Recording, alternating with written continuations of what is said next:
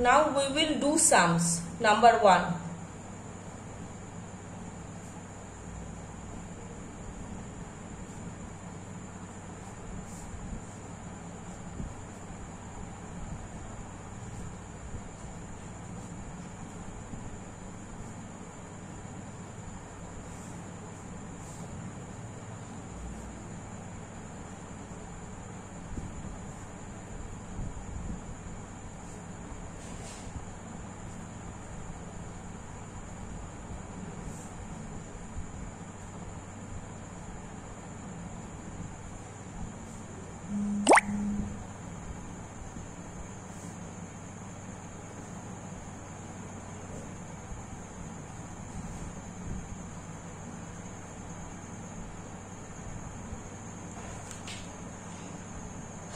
The question is, for a given AC, I is equal to Im sin omega t.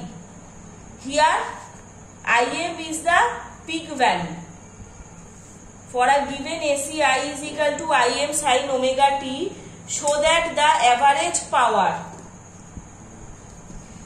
dissipated in a resistor R over a complete cycle is half I square mR. Okay, this is the question. Now here P average. Here P average will be integration P dt divided by integration dt. That is P average is equal to 1 by 0 to t integration dt into integration 0 to t I square R dt. Here I is not constant.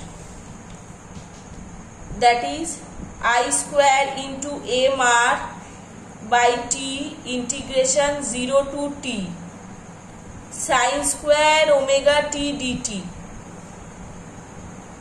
This is equation 1. That is I square mR by 2t integration 0 to t 1 minus cos 2 omega dt. That is I square mR by 2t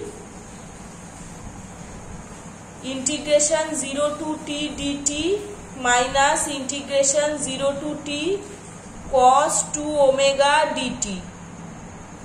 This is equation 2.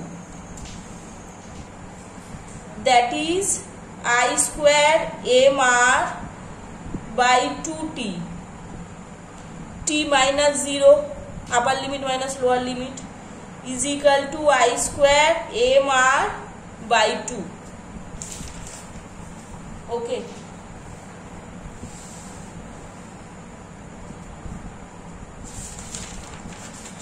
Now a second sum. In the second sum, the second sum is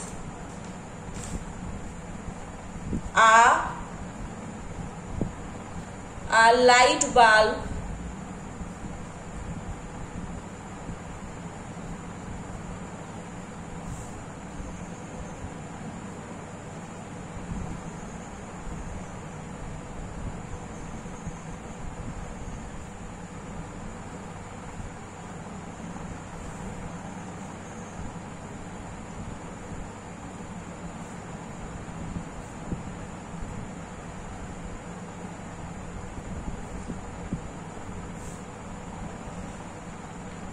The second sum is a light bulb is rotated at 100 watt for a 220 VAC supply. Calculate the resistance of the bulb.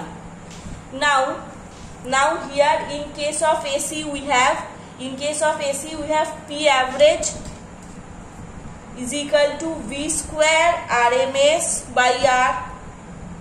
That is V square by R. So here R is equal to V square RMS by P average is equal to 220 into 220 by 100. That is 4 after calculating 484 ohm. Now the next sum. The next sum is 2 bar magnets.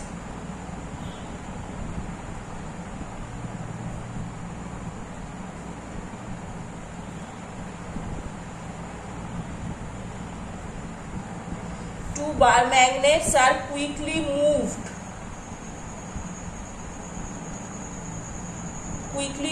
towards a metallic loop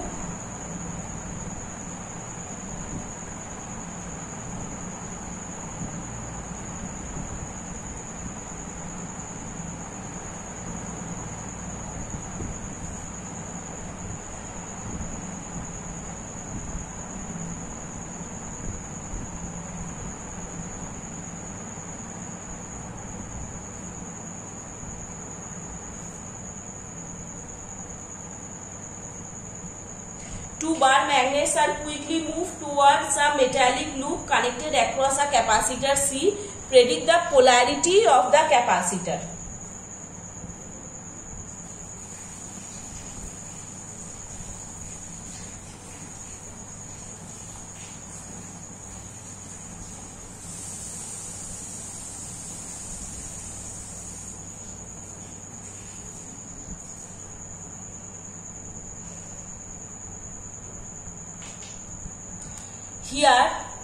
Here the direction of both the magnets producing magnetic field, the direction of both the magnets producing magnetic field is towards the right hand direction. So if the two magnets will come closer, then definitely magnetic flux will increase.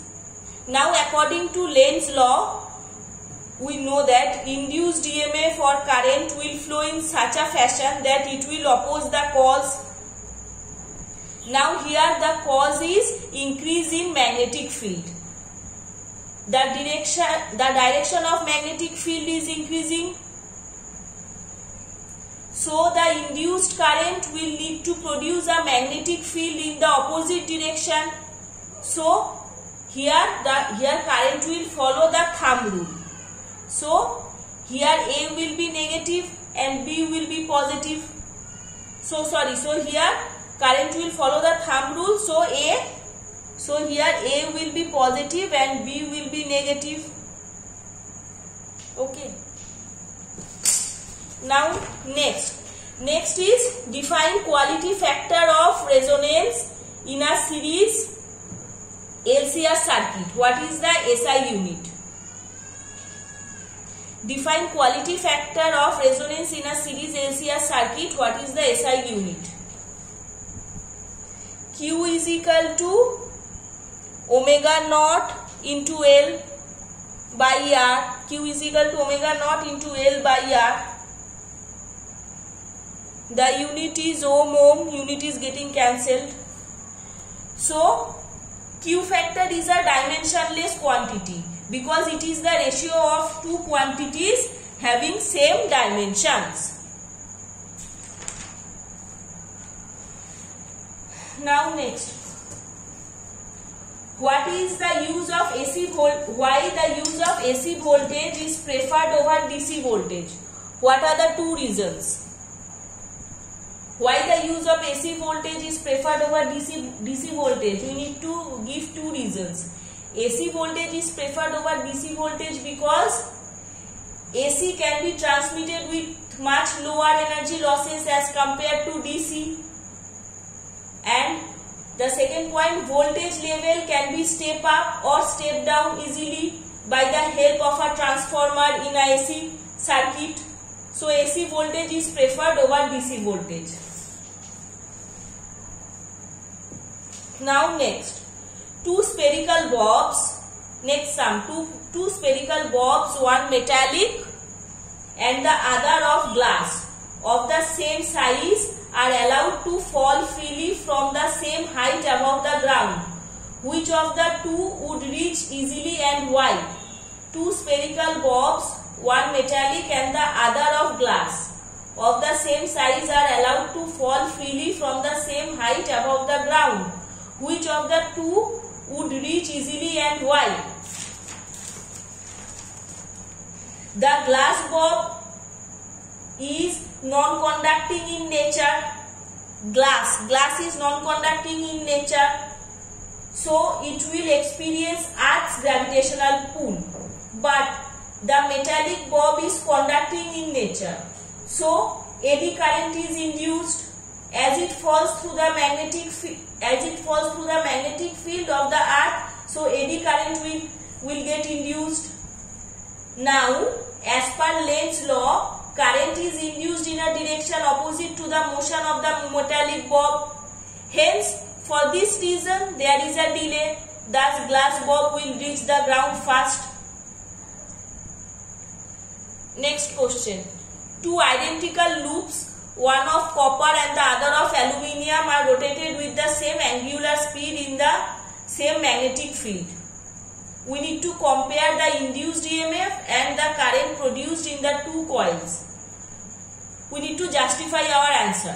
Two identical loops, one of copper and the other of aluminium, are rotated with the same angular speed in the same magnetic field. Compare the induced EMF and the current produced in the two coils. We know that the formula of induced EMF. Formula of induced EMF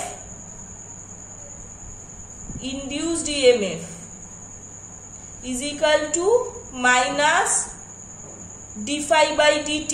Induced EMF is equal to minus d phi by dt, that is minus ddt of BA cos omega t is equal to BA omega sin omega t. Now, as BA and omega are same for both loops, therefore the induced EMF for both loops will be equal. Now, the second part is the current produced in the two coils. We need to compare the current produced in the two coils. Now, the second part. For the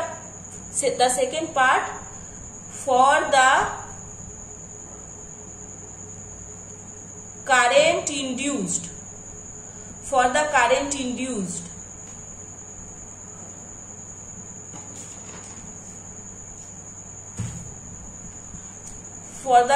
induced. As resistance R is less for copper loop and more for aluminium loop, so current induced is larger in copper loop in comparison to aluminium loop. As resistance R is less for copper loop and more for aluminium loop, so current induced is larger in copper loop in comparison to aluminium loop. Now next. In a series LR circuit, XL is equal to R and power factor of the circuit is P1.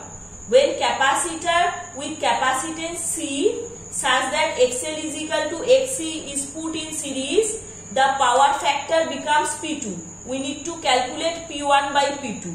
In a series LR circuit, XL is equal to R and power factor of the circuit is P1. When capacitor with capacitance C such that XL is equal to XC is put in series, the power factor becomes P2. We need to calculate P1 by P2. Cos phi is equal to P by Z. Cos phi is equal to P by Z, where Z is the impedance. Now in the question it has given that the power factor P1. Power factor P1 when XL is equal to R, and new power factor P2 when XL is equal to XC. It is given in the question. Power factor P1 when XL is equal to R and P2 when power factor P2 when XL is equal to XC. Now,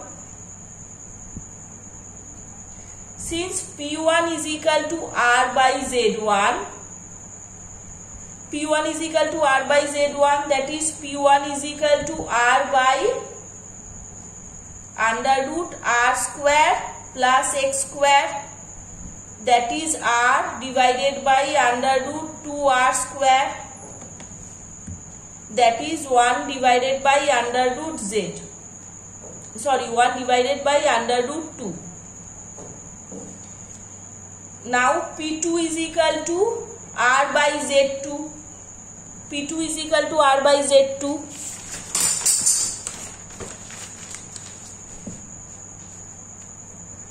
That is P2 is equal to R divided by under root R square plus XL minus XC.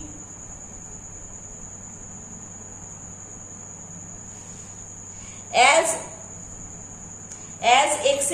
XL is equal to XC, as XL is equal to XC,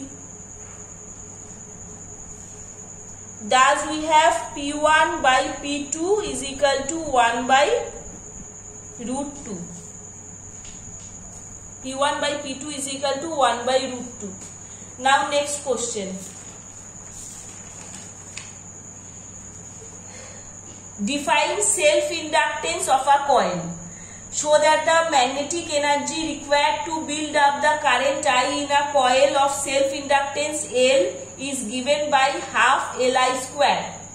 Define self-inductance of a coil. Show that the magnetic energy required to build up the current I in a coil of self-inductance L is given by half Li square. Solution. Self-inductance is defined as the property of an electrical element like a coil by which an opposing induced EMF is produced in a coil due to a change in current or magnetic flux link with the coil. Now, if we consider a source connected to an inductor, if we are considering a source connected to an inductor L,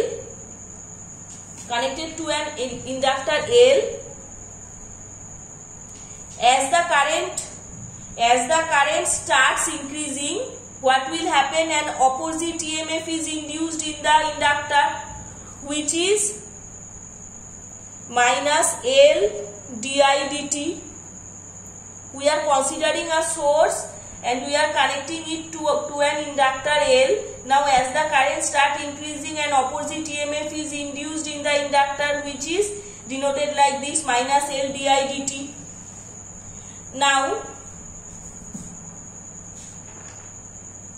Now here, if a current I flows through the inductor for a small amount of time like dt, then the amount of work done by the source, will be given like this. dW is equal to EI dit.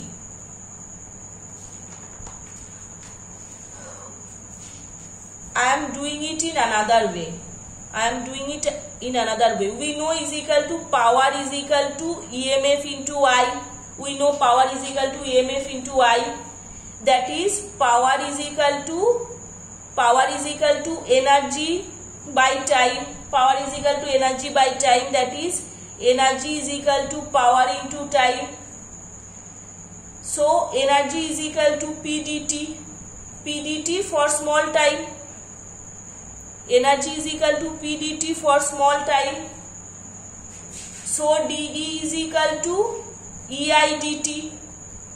dE is equal to EI dt. Now according to self-inductance, E is equal to L into di dt, only magnitude. Now dE is equal to L di dt into I dt. Now if we integrate both sides, integration dE is equal to integration Li di. That is, we will get L into I square by 2. This is the answer. L into I square by 2. Now the last question. The last question is a metallic rod L. A metallic rod of length L is rotated with angular frequency of omega with one end hinged at the center and the other end at the circumference of a circular metallic ring of radius L about an axis passing through the center and perpendicular to the plane of the ring. A constant and uniform magnetic field B parallel to the axis is present everywhere. Deduce the expression for the EMF between the center and the metallic ring. A metallic rod of length L is rotated with angular frequency of omega with one end hinged at the center and the other end at the circumference of a circular metallic ring of radius L about an axis passing through the center and perpendicular to the plane of the ring. A constant and uniform magnetic field B parallel to the axis is present everywhere. Deduce the expression for the EMF between the center and the metallic ring. Now the solution.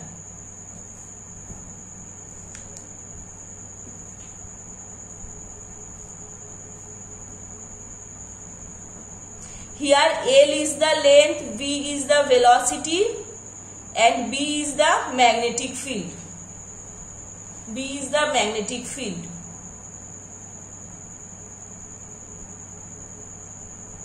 Here traveling according to the question, here it is traveling in magnetic field with velocity V. It is traveling in magnetic field with velocity V and the induced EMF. The induced EMF is equal to V into B into L. V into B into L.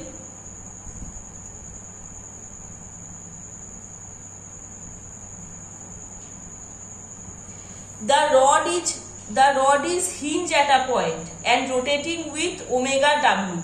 The rod is hinged at a point and rotating with omega. So, if it is rotating with omega, then it is a linear velocity. If it is rotating with omega, then it is a linear velocity. V is equal to omega into R. V is equal to omega into R.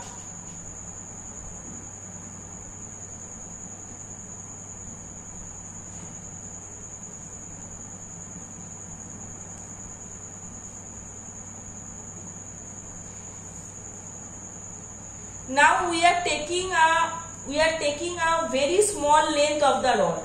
At every point, here at every point velocity is different. At every point velocity is different, so greater velocity at greater distance.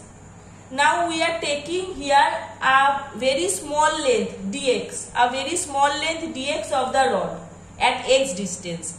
At x distance we are taking a very small length dx of the rod at x distance. So dE is equal to omega into x into b dx